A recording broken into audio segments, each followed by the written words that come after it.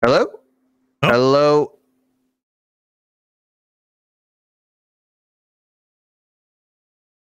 Okay.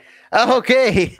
Sorry for the technical delays, boys and girls. We are here for the XLNC Mid-League Week 4 matchup of the unlucky Esports Axolotl versus the powerful Unkillable Poros. I am your color caster, Pone Star Chibi, here with a unfamiliar face, but a very welcome one, my play-by-play, Shinkari.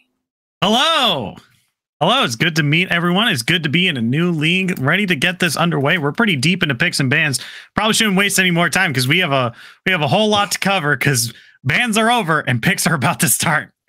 Yeah, bans are over, and we see UEX plan the Camille, the Lissandra, and the Morgana, all very, very powerful picks and stuff that the powerful Unkillables play. Their top laner, Camille, their top laner is has 212 games on the Camille, so I would definitely ban that away from him. Morgana also a contested pick for both supports here, as we see the picks coming out. UEX takes the Thresh away. And I love that. I think Thresh is a very, very strong support. Can be paired up with the Varus, the Aphelios, all these, meta kind of stationary 80 carries that you usually see him with.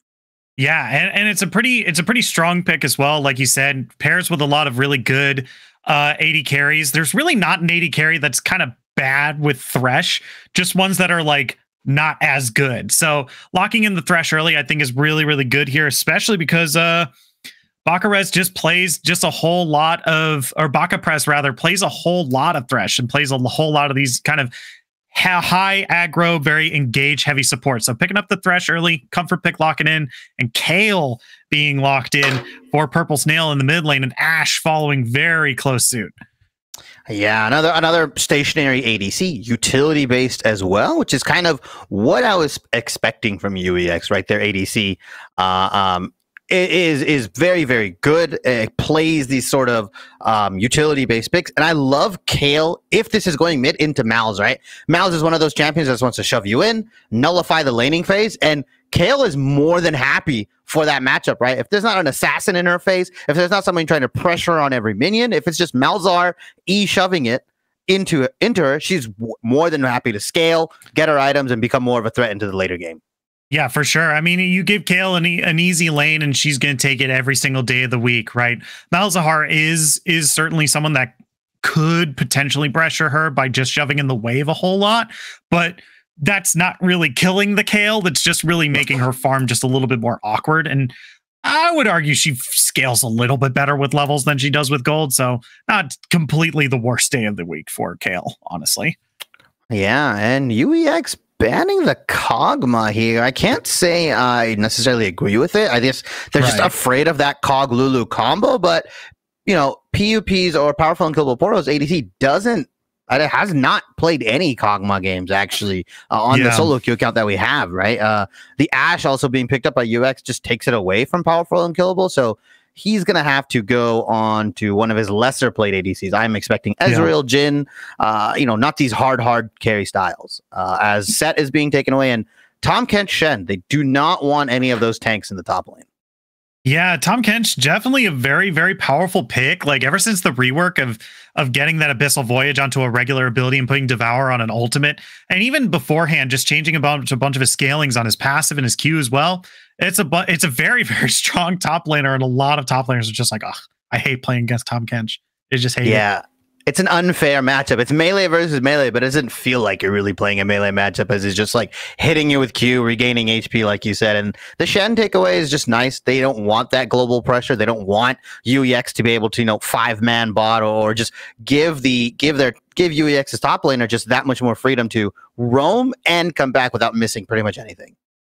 Yeah, for sure. And they're going to lock in the Volley Bear here, which could still flex. We still have one pick left here. UEX still has a top laner and a jungler to lock in, and both of them fairly comfortably play volley. So we'll have to see what this last pick is going to kind of secure where this Volley Bear is going. Yeah, this comp, I would love for them to round it out with some damage. It just kind of feels like their Kale is really their only source. Don't get me wrong, Ashe does damage for the most part, but I would say she's very utility based, and it takes a lot of time for her to get, start shredding through your team. The Gnar is kind of damage depending on how you build him. I know he goes like the Divine Sunderer into Starax, but it just feels like they have a lot of engage. But if Kale or Ash, if one of those two die, it feels like the team fight is lost. Yeah, I mean, there can be damage on the volley and there can be damage on the Gnar. It's just not going to be as much as, say, like an Ezreal that's on the that's on PUP's team over here, Powerful Unkillable Poros. The Ezreal is going to be doing a whole lot of damage. The same thing for the Malzahar as well, right? These are two very good, consistent damage sources as the game progresses, and a decent chunk of burst damage as well, right? And it's just, you know, Ash, once again, you're right. Ash does do damage. It's just not as much as, say, like a Varus or an Ezreal or a Jhin or something like that. Definitely a lot more for the slows and the initiation. Yeah, and Shinkari, I'm going to let you know right now, I have a hatred for that last champion that is picked up by Powerful Unkillable Poros. That champion is what I like to refer to her as. Irelia is such a strong top laner in this patch, and has just, after those changes, after that like mini rework she got, she's kind of been untouched, and she has just been another heavy damage sword. See, I wouldn't say she scales as well as the Kale. It's very difficult, but man, a 3, 4, 5 item Irelia is like, it's going to be really hard to beat in the side lane. And I feel like PUP or Powerful Unkillable Poros, they just have that side lane pressure already, and they win side no matter who tries to match. Yeah. For sure. I mean, I totally agree. There's so many instances where Irelia 1v1 just feels awful. And then even in cases where she has to 2v1, still has a lot of mitigation, a whole lot of mobility if in the right circumstances. And also that ultimate is just like a real, just kind of stuff to whoever tries to get anywhere close to Animal here, Animal 675. And this is definitely going to be like a relative comfort for them if they're playing champions like Camille, Set, Volibear. This is just Irelia, I feel, is just kind of a slam dunk almost in this top lane here.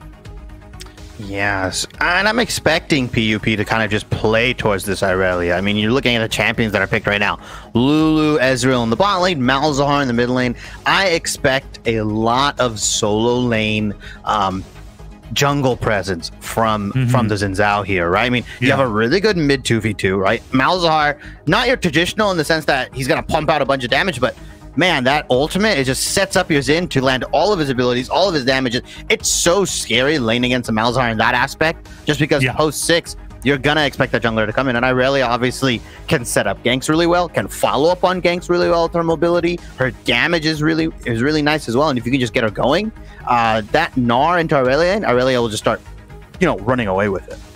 Yeah, it's real tough. Like, Gnar is really going to have to leverage this ranged matchup to the best of his ability for a very long time. Irelia has a very good way of dashing onto ranged characters, especially if they're standing inside the minion wave.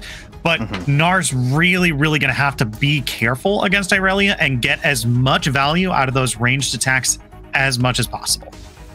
Yeah, I think the win condition for UEX here, or Unlucky Esports Axolotl, is just make it through the mid game, make it through the early game. If you're 1 to 2k behind, you're still even if you're about 3k behind around the 15 to 20 mark. I think UEX still has, you know, can make up for that Kale damage. If played correctly, it will just shred through PUP, right? It'll just do so much damage. The Stinger, the Rift Maker, or Nashor's Tooth, the Rift Maker, Zanya's. I mean, you can go a myriad of different items on her and still pump out huge damage numbers. Yeah, and even though there's no like dedicated enchanter for the team for Axolotl here to protect the Kale come mid game, there's still some very good peel tools to make sure that Kale can stay in the backline kind of uninterrupted, should I say, you know, between Threshbox and Flay, Ash slows, Gnar, the ultimate, not the champion. There's a lot of very good tools to keep this Kale just kind of protected and be able to put out as many auto attacks as possible. So very good setup here without sacrificing aggression, should I say, from Axolotl. Yeah, Axolotl and Poros, both of their bot lanes are kind of just like a, you know what, we'll farm, we'll get our items, and we'll see you in the mid game. And that's kind of what it says to me, right? It's just, you know, don't pay us any mind. We'll do what we can when the team fights come, when the objectives come around, and it's really going to be heavy on both of these team solo laners, specifically Powerful and Unkillable here, where I expect them to use this Irelia, use this Malzahar shove to secure early dragons, possibly secure both heralds, and then it's when Unlucky Esports comes in and says, okay, we have the items, we're at our power spikes, let's start contesting third drag, let's start contesting fourth dragon here, let's go for these waves, let's look for a pick. Right. And I definitely think that PUP has drafted some good solo lanes here to really pressure this Kayle almost. So Shin being, especially as the jungler here, with Malzahar constantly pressuring onto the lane, right? We said like this is not the end of the world for Kayle, but it's still just real tough because a lot of these items are pretty expensive. So sometimes losing out on some of the CS because of tower is real tough. And on top of that, if you start to push in the Malzahar, you're now under fire from a Xin Zhao who can gank you insanely easy. Kayle doesn't have a whole lot of mobility. She just has that heal on her W, which isn't being touched until the last max. So there's really not a whole lot of opportunity to Kayle to really like push against the Malzahar, and because of that, she's going to be pushed in a lot, which means she's either going to be losing gold and getting less experience, or just being under victim or being under pressure from being ganked by the Xin Zhao here. Yeah, and something we failed to mention here is just that QSS tax, right? The 1,300 gold. When you have a composition like Unlucky and they need to be on their item timings, they need to get, all the items that they can get so they can get these fights and get to these objectives. Well, now you got to pay 1,300 gold. If you're Kayle, if you're Ashe, I don't care. If you're either of those two, you have to buy it. Like it's not an if and or but, unless you're insanely far ahead. If this comes out to where powerful and killable Poros are like I said, 1,000 to 2,000 gold, and they have that Malzahar ultimate ready. I mean, I fully expect Voodoo Llama to just flash in Malzahar and just wait for his team to follow up, because it's very scary when you're only one of two carries on Axolotl's side. You have to play like on a knife's edge, in my opinion. Yeah, definitely, for sure. It's going to be real tough. The additional 1,300 gold and whatever 800 gold as well, if there's going to be a bunch of healing items for PUP as well. Yeah, but with all that said, the drafts are in. We are getting to the spectator delay. Don't go anywhere, as we are getting ready for game 1 of the XLNC Mid-League Week 4 matchup of the Unlucky Esports Axolotl versus the powerful Unkillable Poros.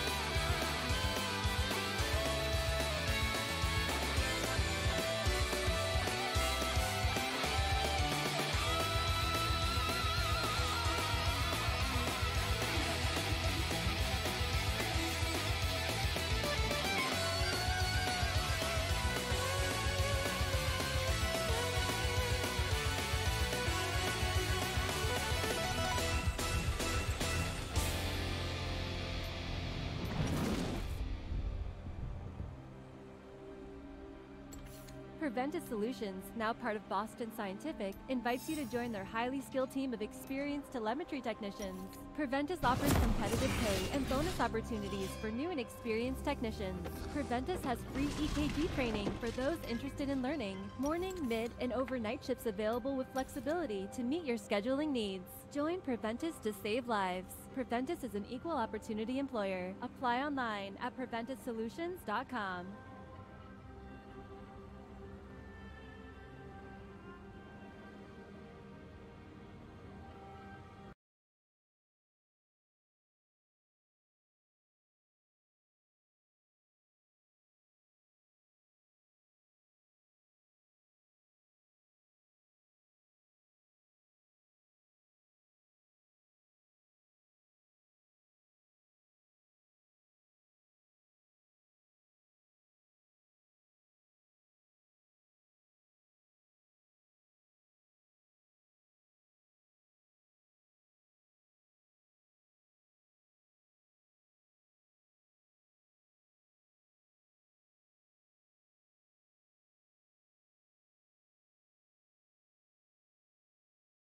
15. Cool. 15. Am I a second ahead or no? No. No.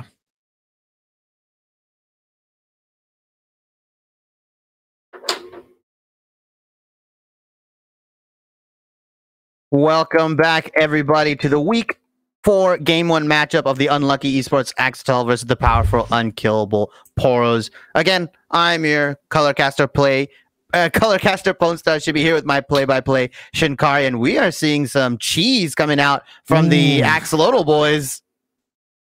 Yeah, that's some Swiss, if you ask me. That's a whole lot of flash immediately, and just throwing down these early wards on top of the blue buff. Going to give them a little bit of information about the starting side of the red jungler, but it seems like the red jungler is taking the opportunity to do just about the same.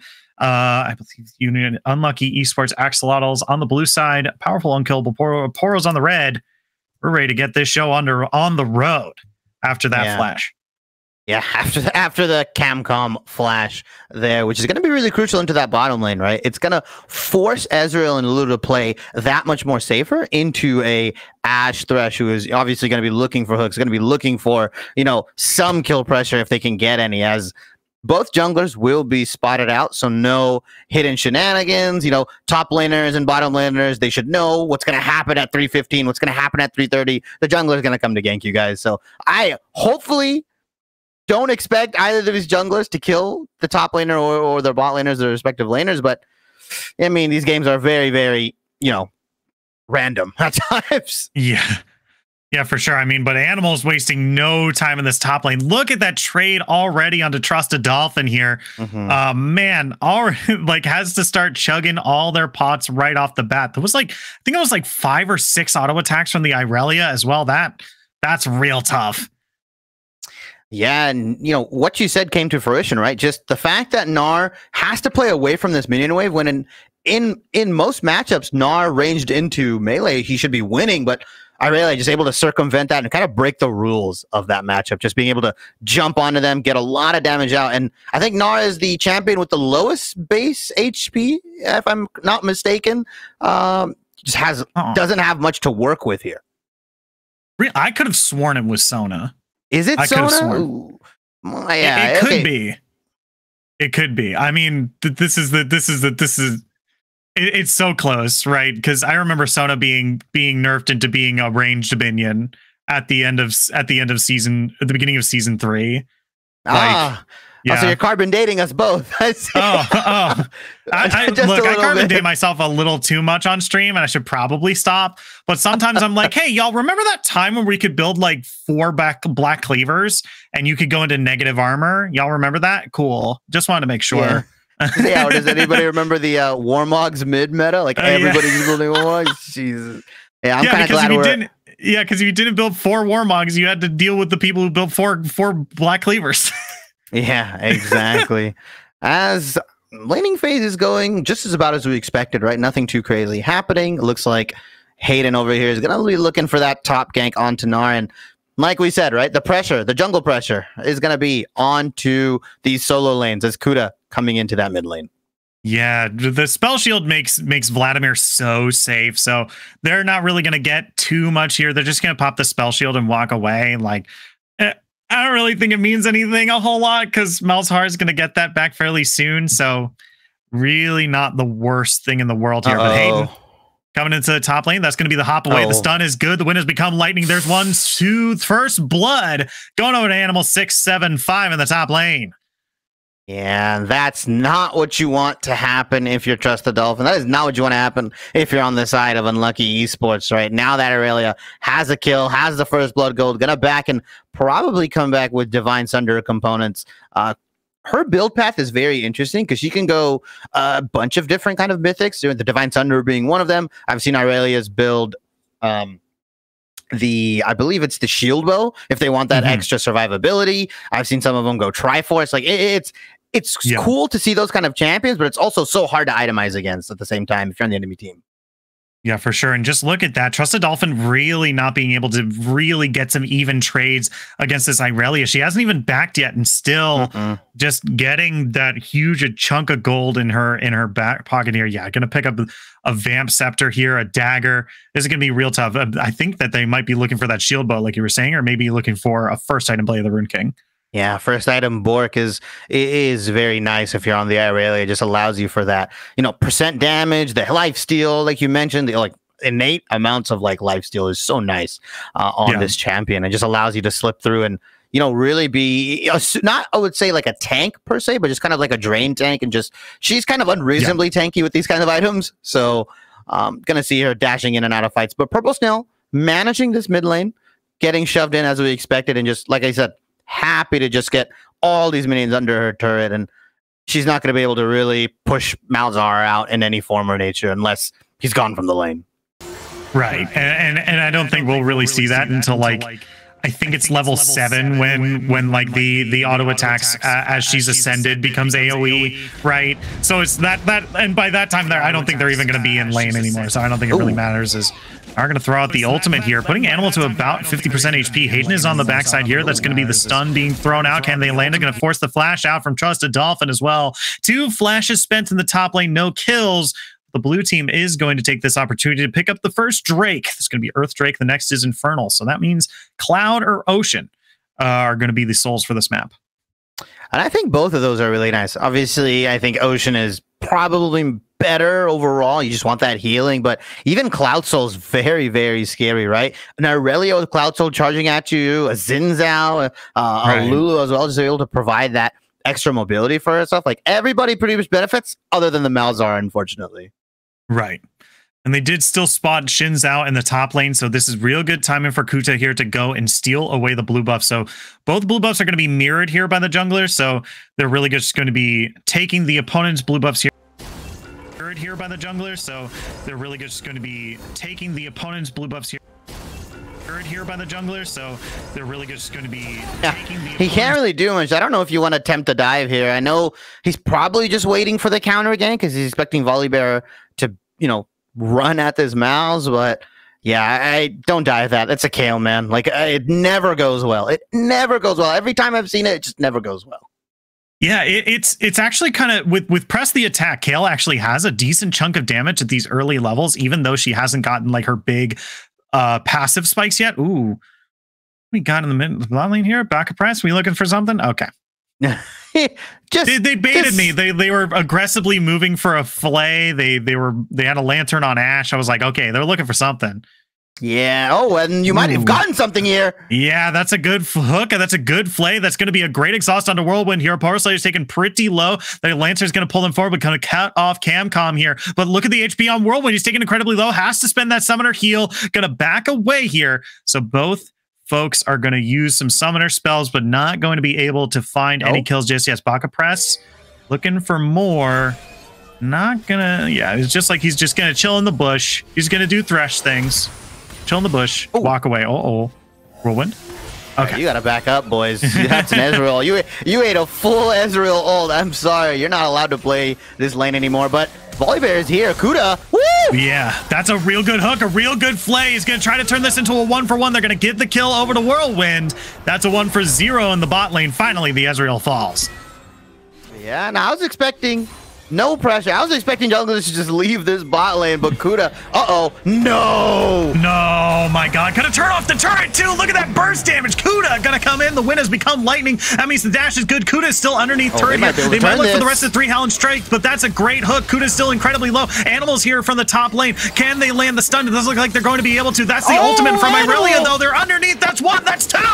Animal 675. More like Animal 275. Double kill for the Irelia in the bot lane. That man lives up to his name. That was a monster. That was an animal performance from Animal 675 here. What looked like a very heads-up play from Axolotl, right? The Ashe arrow into turning off the turret, into killing Camcom. Unfortunately, they were able to counter or get countered as I'm not allowed to speak. Yeah, Purple Snail here going to use that ultimate for maybe stay alive for a little bit longer. Might be able to get a 1-for-1. That's real good. Couple of ultimates spent in the mid lane, but that's going to be a 1-for-1 as Hayden falls to Purple Snail underneath the turret.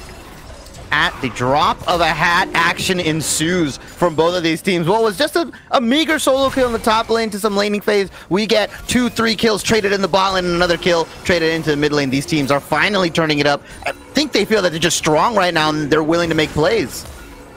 Yeah, I mean, level 6 is, once again, Kayle with press the attack is very deceptively high damage at these early levels, and with that ultimate makes it very hard to actually like get some good turret dives onto her. So real well played by Purple Snail there. Got some good damage onto Hayden and was able to make it a 1-for-1. Yeah, now I'm looking across the board. I'm scanning the champions, and I see a 3-0 Aurelia with the Bork, and that does not look good for Unlucky Esports. I don't think you can even fight anymore if Aurelia shows up. I mean, she's the skirmish queen, in my opinion. She's able to just affect so many different champions and kill so many different champions so fast. And it's so scary when you have that in your face. If you're an Ashe, if you're a Kayle, even if you're a Gnar. Yeah, for sure. I mean, Gnar is sitting on plated steel caps and a bramble vest right now. That is how well this Aurelia is doing. Is this Gnar had to be like, okay, well, you know, I would have loved to gone for Divine Sunderer, but it looks like we're just going for just straight armor this game. So that Doran's blade not really going to be doing a whole lot, but that bramble vest and plated steel caps definitely going to keep them alive in lane for just a little bit longer. As it's going to be Infernal Drake spawning. Just like clockwork, the blue team's back on top of it. Yeah, and I like the trade, right? Pings are going out for that Herald, but if I'm Xin Zhao, I get this Herald, I play towards my top lane. I break that turret, get as much gold as I can for her, and allow her to start roaming as 4 people coming in the mid lane. Ooh, that's an Enchanted Crystal Arrow coming across, and not going to land on a Voodoo Llama this time. They did use Chilling Smite to get rid of the Malzahar shield, so that was really useful there, but they weren't able to land a whole lot of other CC off of that, so no kills just yet as Animal 6. Oh my god, look, all the armor in the world cannot protect you from that. Look at how much damage that Aurelia did in just a couple auto attacks. Yeah, an auto attack, fully stacked passive, that's all she needs. Imagine if she used her abilities as this dive. It's either a dive or it's Rift Herald and Gnar leaves the lane. He just has to leave. Oh, actually, they're just gonna clear vision out.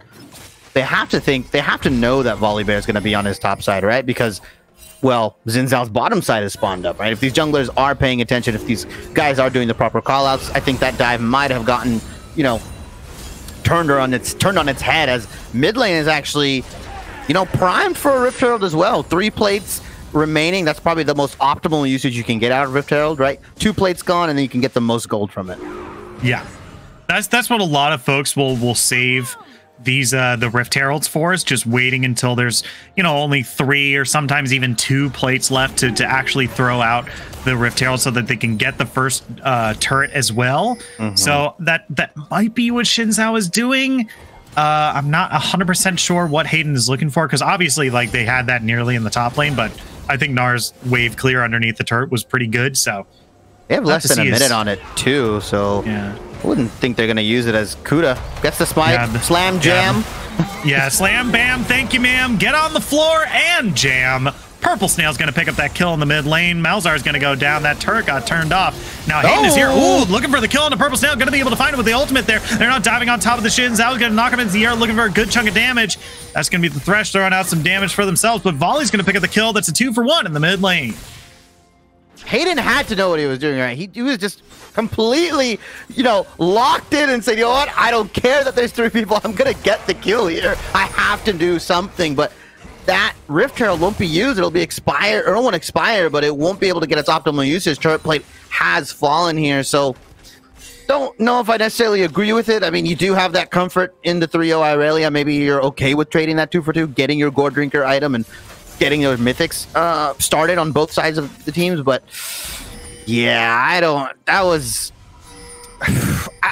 really like that, because you lose a lot of mid lane pressure as well. You lose so many minions, and I don't know. I feel like giving a kill to Kayle is more detrimental than giving a kill to Xin Zhao. Yeah, and now she's sitting on those Berserker Greaves and a finished Nashor's Tooth as well. And plus, she's level 11 now, so if she continues to auto attack, she's got full waves. She's got the wave clear now. I don't know if you'll be able to push that tower and push the minion waves into Kayle anymore. So This is going to be real tough for the Malzahar now with how much wave clear Kale has. Oh no, trust a Dolphin, not going to get stunned up this time. Animal 675 going to walk away. Yeah, and Trusted Dolphin has just been bullied here, right? He's 30 CS on. Beautiful hook. Oh, okay. Wow. Beautiful hook response from Poro for sure. Real good arcane shift to get away. That's actually, I believe that is perfectly timed. Yeah, it's... Oh, another hook comes in. Yeah, that's going to be the Enchanted Crystal Arrow as well. Camcom is taking incredibly low, but the Summoner Heal is going to keep them alive for just a little bit longer. Kuda has come, but they don't have the ultimate available just yet. They're looking for a little bit more of a dive on the bot side here. That's going to be the exhaust. There's the stun. Can they find the last bit of Slayer? That's the arcane shift away. Poro Slayer is going to get away. No kills in the bot lane, and that is going to be the first turret of the game going in the top side as Voodoo Llama looking for a kill on the Kale here. That's a whole, oh my god, look at all that damage. Malzahar ultimate in response. He's gonna die. He's gonna save you. Look at that. Purple Snail picking up a kill for themselves in the mid lane. Yeah, that was a bit of overconfidence from Voodoo there. I don't know if you could outtrade a fully stacked passive Kale level 12 with the Nashor's Tooth. That was just, you know, I don't know. Malzahar is not the solo kill champion to me. When I think of Malzahar, I think of, okay, he's gonna set up his team, he's gonna nullify the laning phase. He's not the guy that's gonna like combo you out and kill you immediately. And just pays for it with his life there. Would have loved to see him possibly use that ultimate to set his team up. I think that's the first ultimate I've seen from him this game. Yeah. It's been real. It's just in an awkward state because like you're right, and like Malzahar did have more gold than Kale going into that fight. So I think maybe the Malzahar was like, oh well, I'm more powerful than this Kale here, but you know, full stack with PTA is real tough. Is he going to find a hook onto Irelia here? That's a whole lot of damage on Animal 675 before this fight even starts. There's the Irelia ultimate. Was not going to do a whole lot. Hayden is now in the circle, but the rest of the team has joined them in the Thunderdome as they're going to take so much damage. Whirlwind was taking incredibly low, but not going to be able to find the kill. Camcom is the next target. Poro Slayer at 69 over the wall. Trusted Dolphin is looking for it. There's the Kale ultimate to find the triple kill for the Kale. Purple Snail on a killing spree. Triple kill for the Kale. Malzahar is now nearby, looking for maybe a little bit of a cheeky kill on a Baka Prez here, but not going to be able to find it. That's the Ocean Drake and 4 kills going over to the blue team, going over to Unlucky Esports Axolotl. And Shinkari, I'm sorry, I misspoke. There is something scarier than a 3-1 Irelia. It's a 6-2 Kale. I mean, man, a triple kill being picked up for Purple Snail. You know she's coming back with the Rift Maker, the Mythic, and she's just going to pump out so much damage. And I don't know. I feel like Powerful and Unkillable should have just gave that up. Voodoo Llama was coming back from base. They weren't in position. They didn't even have the vision, right? If you just look over onto the minimap, Unlucky Esports has a control ward in the river. They have a regular ward. They have so much wards, you know, littered around the map. Well, on the side of Powerful and Unkillable Poros, they didn't set up Dragon. They were just kind of walking forward very confidently. And I think Irelia bit off a little bit more than she could chew. Yeah, and now this is at least a good consolation prize here, picking up the last Rift Herald of the map. They should be able to clear out a little bit more, turrets here, and should put them and should even out the gold a little bit more, as 1.5 thousand is now in the favor of Unlucky Esports Axolotl here. So definitely a good pickup, but you know, after 4 and just like you said, Kale went to the bot lane, grabbed the turret, went home, picked up a Rift Maker. Now they're in the mid lane, just being probably the scariest member of the entire game right now. Yeah, and laning phase is over. It's done, right? We said that Unlucky Esports needs to just get out of laning phase. If they're behind 1,000 or 2 gold, they're fine. In this case, they're ahead 2,000 gold. Their most powerful member is 2 items in, right? Nashor's Tooth, Rift Maker, probably going to lean towards maybe a Wit's End. They could go for Zhonya's. They could go for the Rabadon Death Cap. It's all freeform for Purple Snail now, and whatever she builds, she's going to be ahead of the curve. Voodoo Llama is going to have a tough time matching that. Yeah, it's gonna be real tough. Like I could see that maybe like if Hayden is able to dive onto the Irelia and get some, if Hayden is able to dive onto the Kale, that maybe they could get some good burst damage to really pressure the Kale. But you know, Kale has an ultimate that makes her invulnerable for a decent chunk of seconds, and that can be exactly the Shin's out three talon strike there. So a little awkward. That Thresh Lantern as well, just to like pull her out of safety. I feel like they have all the tools ready, like you said in the draft, right? That they can peel these 2 carries, and I mean, maybe Ashe isn't looking that scary, right? Just has the shield bow here, but yeah, I mean, if Kale's your win condition, it's a damn good one. Yeah, I mean, Ashe hasn't been getting a whole lot of go. Ooh, wait a minute. Hayden gonna be stunned out here. Gonna force to use the ultimate. That's a good hook. Gonna pull him in. That's a good flay as well. Taken incredibly low. Flashes over the wall. Use the blast cone. Are they safe? No, not this time. Kuta is gonna be able to find the kill. They're now looking for ammo 66675. There's the lightning. There's the stun. Doesn't look like they want to keep going. They're going to back away here. And that's going to be 1 for 0 around the blue buff. Yeah, and Hayden just questionable positioning all around. 4 deaths. Has the most on his team. One of those was that, you know, kind of man mode play he did and traded that kill for Kale. But other than that, I just feel like he's just been caught out in, like I said, the vision that Unlucky Esports has. And now they're going to look to siege this mid lane with 3 members strong. And yeah, they can't be answered. It's just unfortunate. Yeah. I mean, the most that they can do is hope that the Malzahar DOT bounces around to a bunch of minions and clears out the wave, but it takes so long to do so, and they don't really have a whole lot of good wave clear outside of that. Like, I think unironically, I think the best wave clear ability might be Lulu Frost, might be the Lulu Lance. Irelia really needs to get inside the minion wave in order to actually do the wave clear, right? So in those siege situations, like, you got Malzahar DOT, and you got Lulu Lance. And maybe Ezreal Q if he's there. Yeah, maybe. All right. I mean, the wave clear is only Malzahar, pretty much, like you said, and like you said, that Lulu Q. As resets have gone out for Unlucky Esports, they've picked up their items. They're going to look towards this 4th dragon, and this is a fight situation for Powerful Unkillable, right? They just can't give this up. They're almost compelled to fight this, and I would say looking across the board, they don't have the items. Irelia is the only one that's sort of ahead of the curve or matching Unlucky Esports, but if you look across the board, it feels like they're just behind, not a whole lot, but 2,000 gold at this time, and having that Kale in your face, and just having her at Riftmaker and Ashes, it kind of just feels like you don't have the damage to match.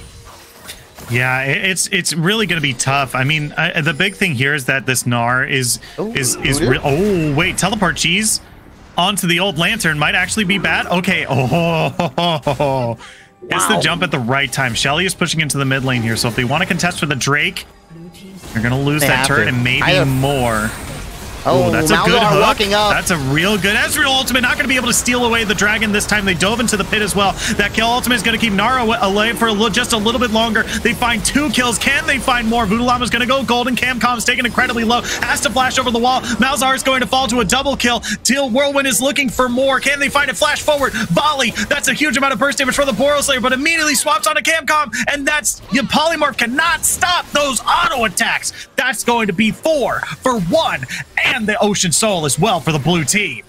Ooh, that hook almost came. I thought he was about to get another one, but yeah, a problem that we didn't really highlight is that who walks up and engages for Powerful Unkillable? They don't necessarily have a front line. I know it shouldn't have been Malzahar, as Voodoo Llama just tanked that hook. It had to be the Xin Zhao there, right? At least lead with the ultimate, you know, maybe W in when becomes lightning and E. But yeah, it's really just Xin Zhao and nobody else, and it feels like they just don't have the means to walk into anything. If they don't have vision, they can't go anywhere. If they don't see all 5 members, if they don't have the engage ready, if Hayden doesn't hit a WE combo, it just kind of feels like they're just waiting to be hooked by Baka Press. Yeah, for sure. And the big thing for me, at least, is I think that the front line is the Xin Zhao, right? Because they have the Lulu, right? Lulu is able to turn some of these half-tank characters like the Irelia, like the Xin Zhao, into full tanks. They get a whole bunch of aid, they get a whole bunch of health, they get a slow field to go with them, they might as well have an Assus ultimate on them, right? So that's going to be their key, right? But Xin Zhao can sometimes just engage so far ahead of the Lulu that you're now out of range of the wild growth, so you have to then spend your ultimate just to live, and then hope that you don't die to the insane amount of damage that's Kale before Lulu is able to get in and get that ultimate on you, right? If you engage too far, right? It's just more of like it's almost like you have to preemptively use wild growth, which seems really bad. Yeah, not getting that knock up and not being able to really impact other champions with it. Yeah, like you said, it feels really bad to use. It's the least optimal usage of it. And you seem to have figured out they're engaged, but I don't think Powerful and Killable has, because the 2 times I've seen them walk to the objectives, it was Animal 675 getting hooked, and then it was Voodoo Llama getting hooked. Yeah. Neither of those did I see Hayden in the front line or Camcom, storming behind them. It's just been a hook from Baka into deletion into, okay, now it's just 5v4 and we win. Yeah. And I think the other thing too is that Lulu's sitting on a Moonstone and not a Shirelia's. And when you have a team that doesn't have like a really good go button for an initiation fight, Shirelia's is really great. Moonstone is not. Probably still a great item on Lulu, but definitely not good for supporting your team with helping with initiations. Yeah, and that's the line, right? Moonstone bad, Shirelli is good. I mean, that's kind of what you need. You can quote me on that. I'm a support player. Yeah. I mean, you highlight that point. An Animal, yeah, you can't even trade with that KO. I'm sorry. You lose that, buddy. Yeah, look at that ultimate. It's going to be able to find the last bit of damage. Purple Snail just was mostly standing there too. It's like, all right, cool, I'll fight. I'll right click you once and I'll stand here as you like dance around. Cool, I'll press the R button on myself. Yeah, as now we have all 5 on the Baron here. Yeah, it's looking close. Is the steal coming? No, Hayden. Yeah, but it looks like engage. Whoa, that's a great Gnar into Enchanted Crystal Arrow. The Wild Growth comes out, but it's not going to save anyone this time. The blue team picks up the Baron. They get 2 kills on top of that. That's basically a 3-for-0 in that extended engage and a Baron buff as well. They got the wave clear. This is huge. Yeah, they definitely are going to get an inhibitor here. Will they get the Nexus? Will they push for this? I feel like they're sitting on a lot of gold right now. And, the minion blocked him. I respect the attempt, Baka. Okay, I recognize it. But he got kind of trolled by the minion. Game recognized game. Yeah, game recognized game. I respect it. But they actually are going to go for the Nexus turrets here. Hook lands. Okay, good hook on an Animal. Going to take him down to some medium, almost complete deletion here. That's going to be Kuta looking for the stun. The Gnar is not going to really find anything here. They're not on the Nexus turrets. They're looking for the kills. It's going to be the channel on the suppress here. They still can't find that last bit of damage to really kill the red members here, as that's going to be a good engage from Poro Slayer. Good arcane shift in order to find that last bit of damage as Real Ultimate comes across. They're all pretty healthy still, though, thanks to this Ocean Drake. Kuta's looking for more. They're going to be able to find the first Nexus turret. Can they find that last bit of damage? Kale just does so much. They're onto the Nexus now. Red team is still looking for more. Hayden's diving into the team, but that's 50 gold going over to Unlucky Esports Axolotls. They pick up game 1.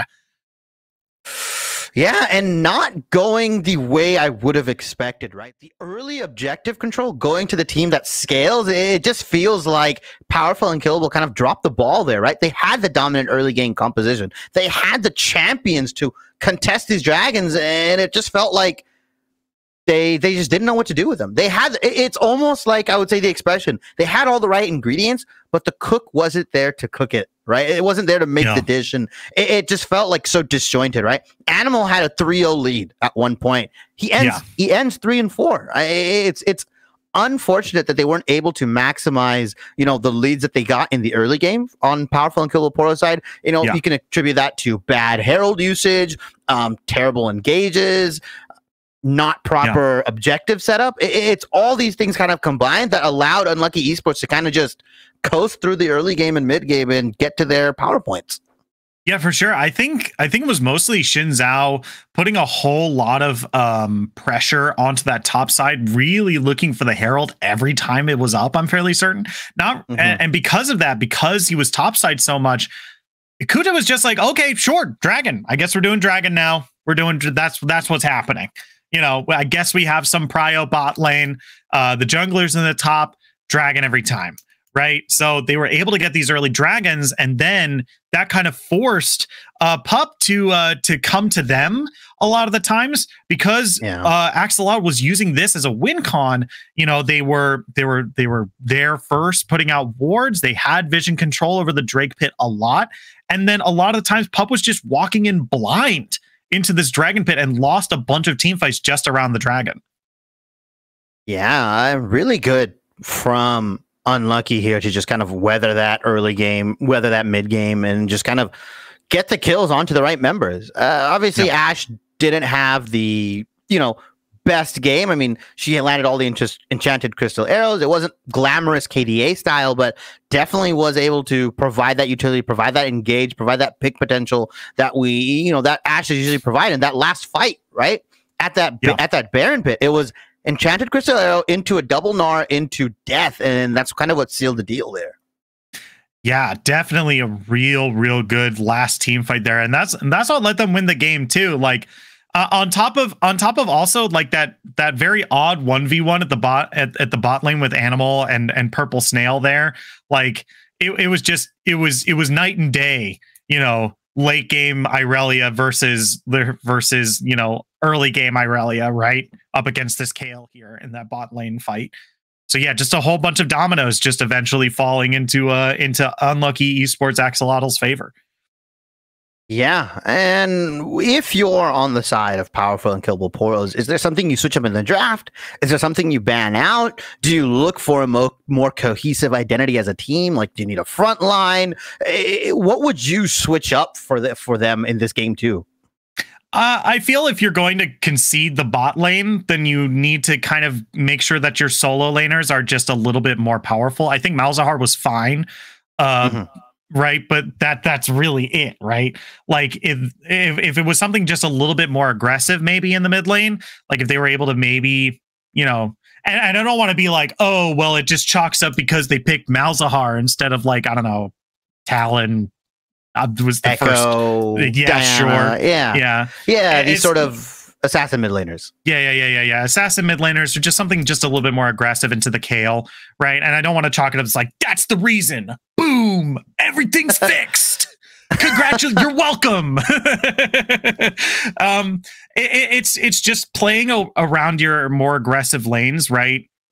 And just not showing as much attention into the top lane. Like Irelia was fine in the early game, right? We just need to see just a little bit more attention into that mid lane, and maybe just dropping the Rift Herald mid so that you could get that opportunity to dive the Kayle pre-6 probably would have been a good idea as well. But, it's just playing around just the solo lanes a little bit more if you're going to be playing like a bot lane that's like, okay, well, Ezreal, Lulu, cool. We'll just like pre-6. We don't really want to touch you.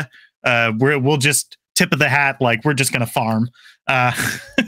Yeah, and it feels like powerful Unkillable is just willing to play these. I want to say uninteractive bot lanes, or just like non-interactive bot lanes. You just stick the enchanter down there, stick an ADC, and relatively safe. And like you said, just concede any sort of aggression, concede any sort of objective control, and that's really difficult when the other team is on top of these dragons, right? I believe that was a 24-minute or like a 22-minute dragon soul. I mean, it was super early, and you don't have the tools to engage on that side. You don't have the tools to face check if you're not setting up vision properly. We mentioned it was Malzahar face checking one of the fights, and it was Irelia face checking the second one. Wild Growth couldn't go out on either of them, so they just got, like you said, deleted immediately, and that's an instant loss. You just concede the objective there. So I'd like to see just better objective setup, or just better vision control from PUP or PUP. I don't think it was like any specific champion in that regard can set up vision better or worse. It's like you said, right? It's not just the Mals, it's not just the Irelia, it's not just the Xin Zhao. It's a culmination of these things and where they're looking to put their attention at and how they're willing to play this early game out, because essentially they just let a late game composition win the early game, and that's something you never want to see. Yeah, for sure. But we are going to throw it to a short break as we get everybody into the lobby, into the pro draft for XLNC Mid-League Week 4, Game 2 of Unlucky Esports Axolotl versus the powerful Unkillable Poros.